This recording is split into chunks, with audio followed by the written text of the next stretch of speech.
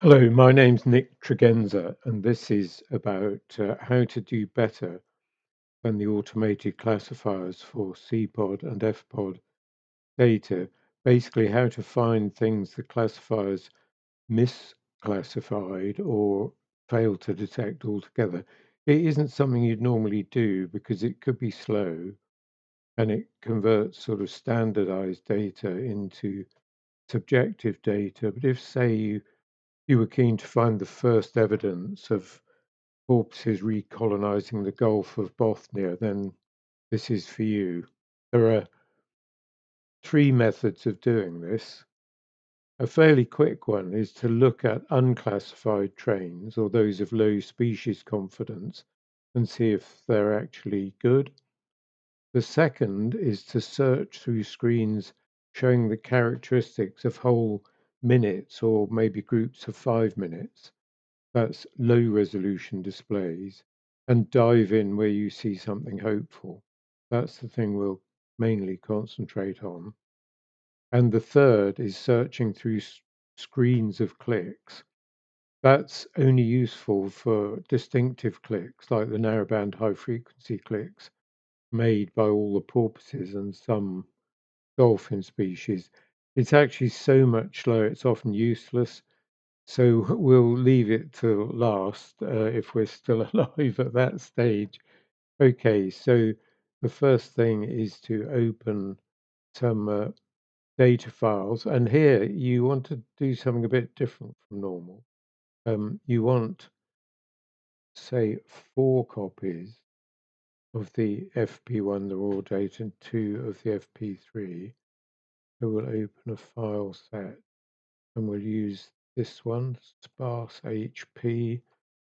I've called it because it's only got a few porpoises. And we've got these 4 copies of the FP1. So we could get them to show, let's say, amplitude, clicks per second, because that'll pick out sonars for us,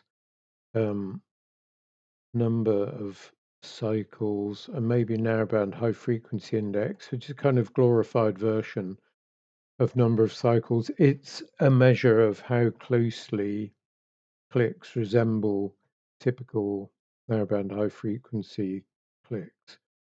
And then up here, we'll look at what species class it's being given and maybe the amplitude again. If I click fit to screen, it's going to offer 6 hours, and that will display quite slowly.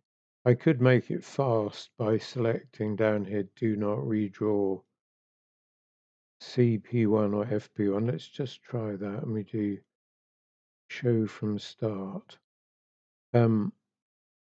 Okay, this species class here. Oh, at the moment I've got it set just to other cetaceans. Let's put everything in just to get a picture of it. Show from start.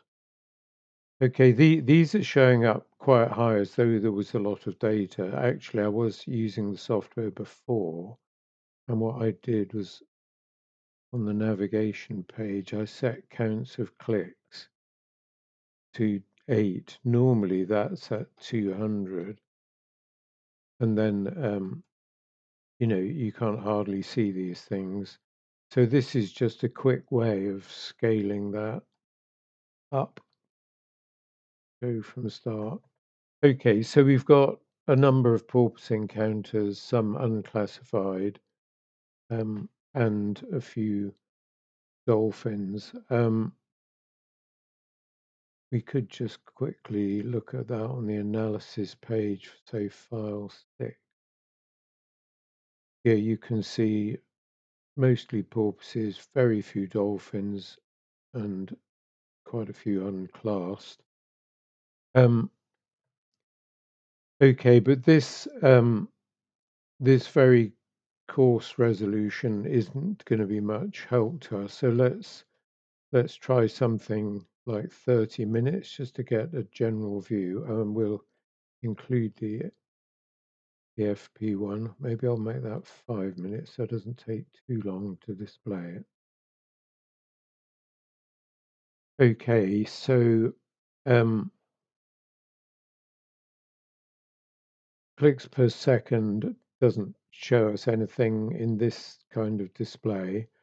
So we've got some odd features here. Um, you can see that the angle of the pod keeps going down and then up again. This is going to be a tidal cycle. Um, and it's not really showing at all in this. It's hardly showing here. Here you've got this stepping up and down and these sort of bands here. So let's zoom in a bit further. Um, yeah, so now it's looking really horrible. You've got this sort of banding here very strongly. So this isn't something that's happening in the real world. This is an artifact of the way the pod works. So what it's doing is it's getting too many clicks. So it raises its threshold. That's this little green line. That brings the number of clicks down. So then it says, oh, it's quiet enough. I can lower the threshold again. And it's just oscillating between the two. Um, and this will be actually in quite quiet conditions. Here we've zoomed in a bit here, and I'll just scale up this lowest. Um, yeah, so there's quite a lot of background noise here. It's an area with very high currents, and we saw that pattern of the pod leaning over and then coming. That was clearly a tidal pattern. Um, but we're still really not getting a lot of information out of these displays that is going to help us. So the thing to do is filter it um, for actually there was something I perhaps should have pointed out there. You've got these little lines coming down here, number of cycles. So periodically there's something that is generating longish clicks. So we'll zoom in on that, and there it is. This is number of cycles. So it's really high. So if I scale that down, it's 255 cycles, and it's quite loud. That's actually an absolutely typical fish tag, acoustic fish tag. And if I hit the graph button, then we can see it's at 69 kilohertz. And it's not spread a lot, going from say 66 to 70. So I can go into the filters here and exclude 66 to, let's go for 71, refresh.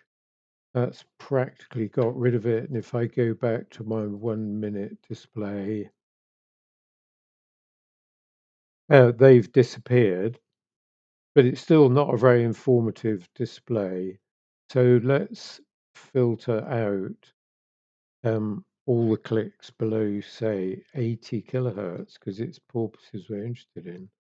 That actually makes that redundant, but it was interesting to see that. So show from start. Okay, so we're getting a bit more information now. It's not looking so uniform.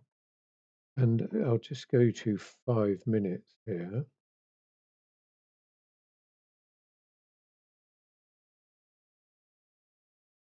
Okay, so now actually we can see that these tidal cycles are affecting the noise regime. So it's getting more of the red, which is weaker when the pod is upright. So basically, when it gets noisy, there's more of the higher frequencies. Um, actually, this wasn't frequency, was it? Let's put in a frequency display here. and refresh this. Yeah, which you can't really see it so easily on the frequency display, but you can see the tidal cycle coming through there. So what we're looking for here is kind of anomalies where which might indicate a porpoise. So by anomalies, I mean things like this streak here. So you've got more clicks logged. Um, the amplitude looks as though it's higher. The frequency's definitely changed. Um, let's just zoom in on that and see if we can make any sense of that. Um, number of cycles is really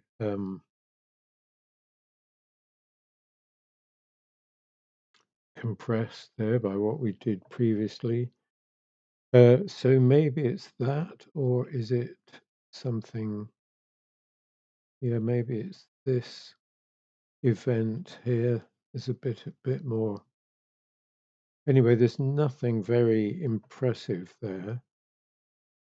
Um, so I think what I'll do is just find a porpoise for you. So if we go into low resolution, high resolution, we can actually search for what has been classified as a porpoise, um, and then we can zoom. Okay, so here's something that the Kernow classifier thought was a porpoise. Okay, so if at this point we zoom out and go to say a 5-minute display, um,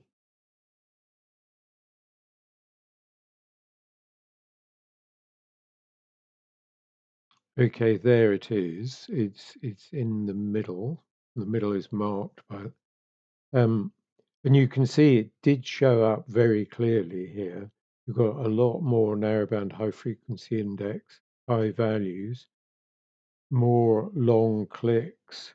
The frequency distribution moved up. Um, and yeah, maybe it didn't really show very clearly down here, but there's a hint of it. So that's the kind of thing we're looking for. And you can see this tidal pattern going on all the way through. Okay, so now we've got to see. We'll keep everything in. We'll see if we can find anything like this from the start. Show from start.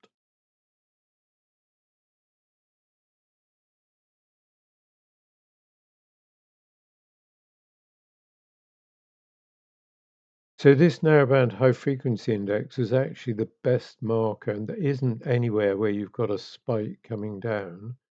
Show next screen.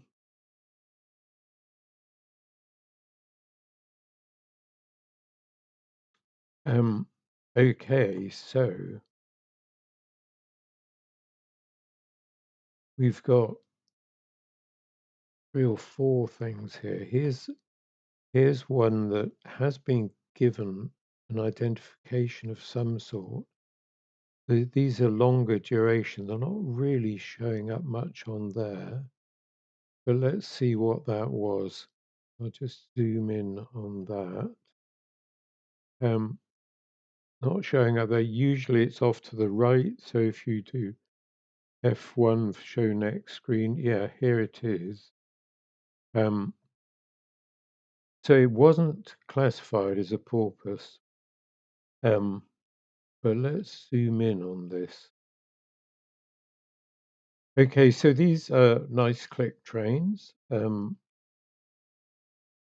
amplitude has got these kind of a nice sort of even profile. It's not rounded off at the ends.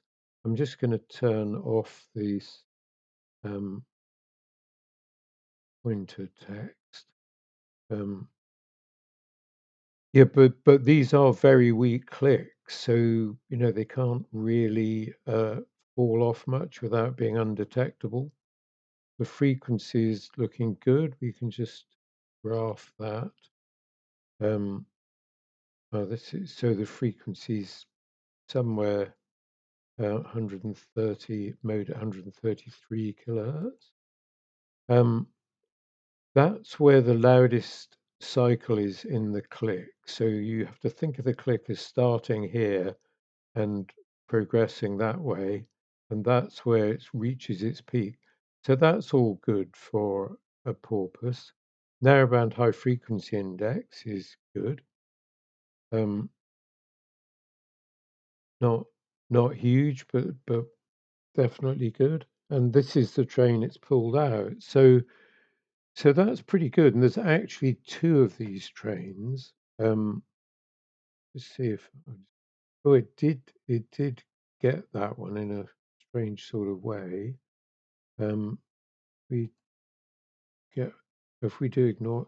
So there's other stuff here which basically is rubbish.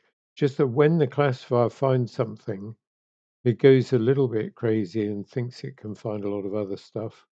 Um, anyway, what we're interested now, which is the real test of is this genuine or not, is this part of an encounter?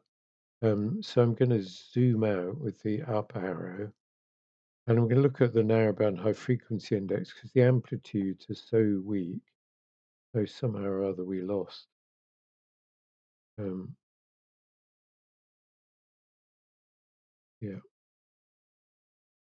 Um, so if I push the mouse wheel away from me, we move earlier in time. And you can see that you get some of these clicks scoring high on the narrowband high frequency, but they're quite scattered. And then I'm going back again towards our encounter. We're getting some louder ones. Then we get a whole bunch. Then we get a few more in the next minute. And if we zoom in on them, yeah, there's distinctly a bit of train structure there. Um, okay, so we continue going later. Oh, there's some quite nice click trains here. So I am now totally convinced that this is a porpoise, and as I go forwards in time, it fizzles out. Yeah, and it's gone. Um, so um,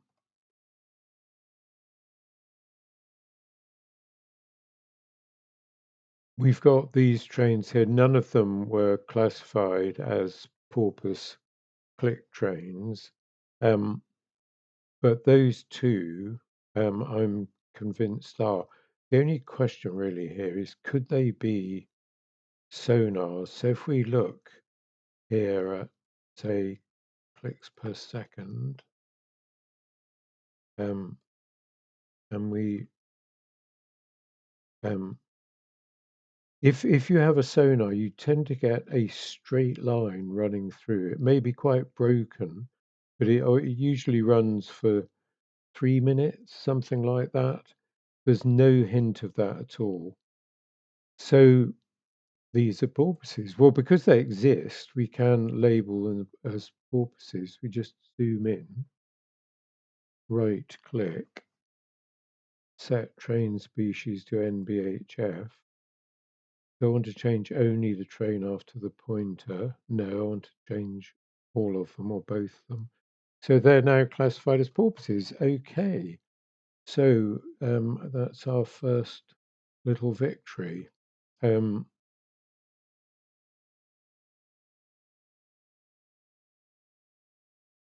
and there it is. But somehow we seem to have lost our filtering. What has happened?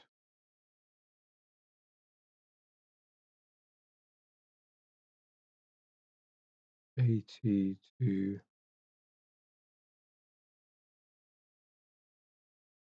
No, we haven't.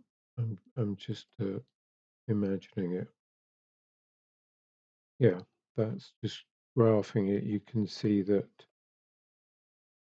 we've got very little coming in below 80 kilohertz. Um, like yeah, okay, that's all good.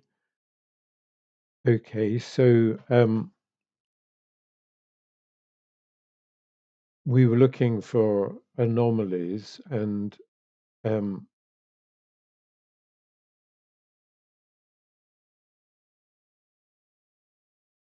yeah, we had number of cycles. That was the one actually that was kind of helping us find this one. Yeah, so we had that little blip there. So we've got another one here. It's associated with something there. Let's zoom in on that. I'm not show next screen. I don't want to jump ahead in file 5 because that'll move to, so this is, no, I'm not really seeing anything there. Um, so I'll go back to the 5-minute display.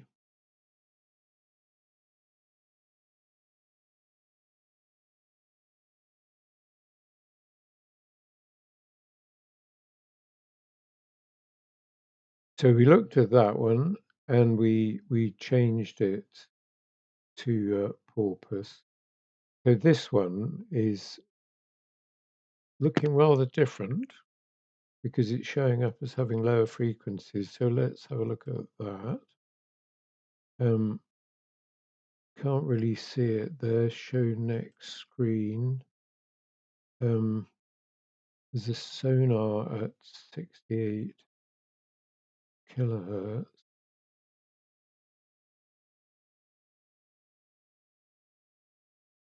Okay, here it is.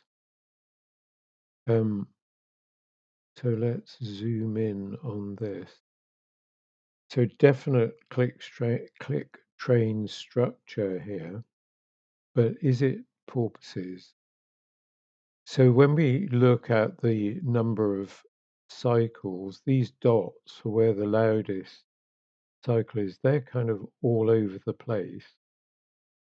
If I go to the display page, I can choose what the graph shows me. So I'm going to ask for wave number of peak and graph this. So the wave number of the peak is, yeah, mostly at 1, but it is all over the place. So that is very much in favor of this being a sonar. We have got 100 kilohertz sonar. What was the frequency peak here? Yeah, that was 100 kilohertz. Um, so this is looking like it's going to be a 100 kilohertz sonar. So let's just look at clicks per second. Okay, so now you can see this straight line running through there. That's absolutely diagnostic of a sonar. Okay, so that was a sonar. Um,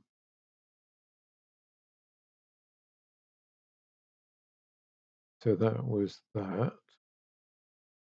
Now we've got this one here, so we zoom in on that. Can't see anything at the moment, but I'll just go forwards. Um,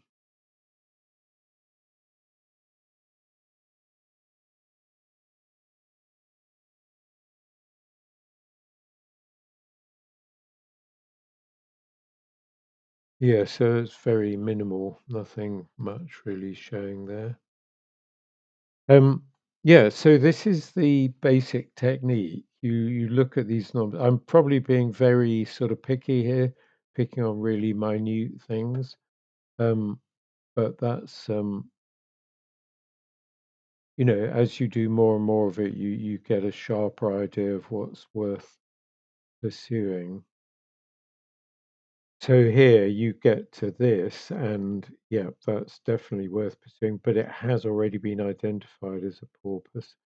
These are unclassified trains, but they don't really look like porpoises. We could just see what that is. We can now search for that in. Um,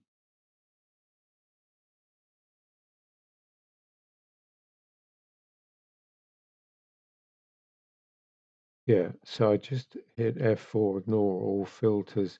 So it's a fragment of this train that that is really just pulled out of noise. These are spurious trains actually, but um, they all had they were all low quality trains, so you would never have been using those anyway. Um,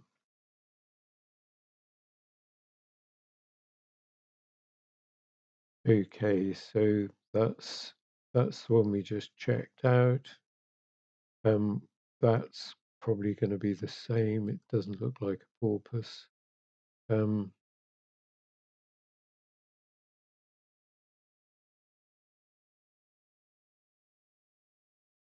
a little bit of an anomaly here with some longer cycles, some higher values for the narrowband high frequency index. So I've zoomed in there and I'm just going to move forwards in time. I'll get rid of clicks per second here actually and put frequency back in. Um,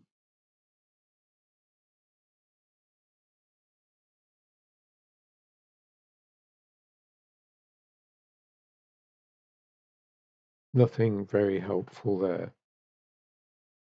Okay, well, I hope that kind of illustrates the general technique, but we could just quickly, well, just a couple of tips. One thing, you can get lost when you're doing this, but say you found a train here and you don't want to search before it, you can right click and do set selection start, and then you can do 5 minutes show from start.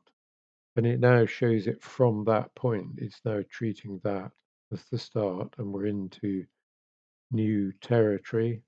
And here's a hopeful looking event here. Let's just have a very quick look at that one. This can get addictive. Um, yeah, it's a sort of bunch of. Okay.